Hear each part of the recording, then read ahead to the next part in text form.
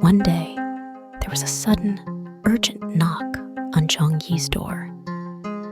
It was already midnight, and Zhong Yi thought that someone must be in urgent need. He hurried to open the door, but there was nothing but darkness outside. Just as he was about to close the door and go back to sleep, the chickens in the yard started clucking loudly, and the little yellow dog barked alertly, as if sensing something unusual.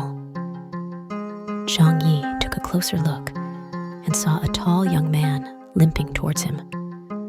The young man stared at Zhong Yi with sharp eyes that carried a fierce intensity. "Are you Zhong Yi? I need your help," the young man said. And without waiting for a response, he pushed past Zhong Yi and entered the house. Zhong Yi looked at the young man, who was dressed in tattered robes, covered in dirt and blood, emitting a strong stench. He said, "Young man, you are injured. Let me bandage your wounds." The young man did not respond, but sat at the table, staring intimidatingly at Zhong Yi. Despite his fear, Zhong Yi fetched some ointment and bandages and approached the young man cautiously. Just as he was about to ask where the wound was, the young man suddenly burst into laughter, startling Zhong Yi. He then noticed an arrowhead embedded in the young man's leg. The young man finally spoke. "I was hunting with my brothers and got ambushed." His voice was so loud that it shook the windows. Knowing that the young man was not ordinary, Zhong Yi still nervously tended to the wound. When he pulled out the arrowhead, the young man let out a roar like a wild beast, revealing two large, sharp tiger teeth.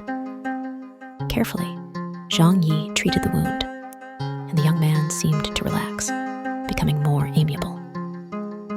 He started helping Zhong Yi with household repairs and went hunting, bringing back an abundance of game. Sometimes, the wounds on the animals looked more like they were caused by a bite than by arrows. One day, while chatting over a meal, Zhong Yi realized the young man knew the village terrain as well as his own home. Zhong Yi joked, "Brother, you know everything after just a month in our village. Why not settle here?" The young man was silent for a moment, then said, "Brother Zhong, I must tell you the truth.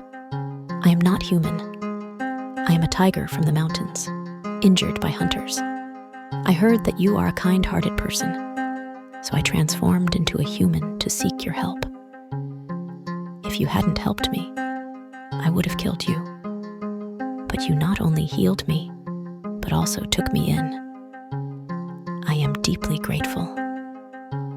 With that, the young man turned into a yellow shadow and disappeared into the night. A few days later, in the middle of the night, a figure appeared in Zhong Yi's yard, leaving behind a golden pillow saying, "Brother Zhong, I give you this golden pillow to help more people." Then the figure vanished. Zhong Yi found the golden pillow still warm and used it to help many people in need, becoming a highly respected person in the village. Zhong Yi, though an ordinary scholar, was willing to lend a helping hand to those in need. His kindness and selflessness moved the tiger, who had transformed into a young man, and he was rewarded in the end. This story teaches us not to judge a person by their appearance, but by their heart and actions.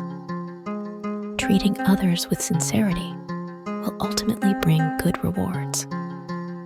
The young man, in seeking Zhong Yi's help, decided to repay his kindness, illustrating the importance of gratitude and repaying kindness when we can.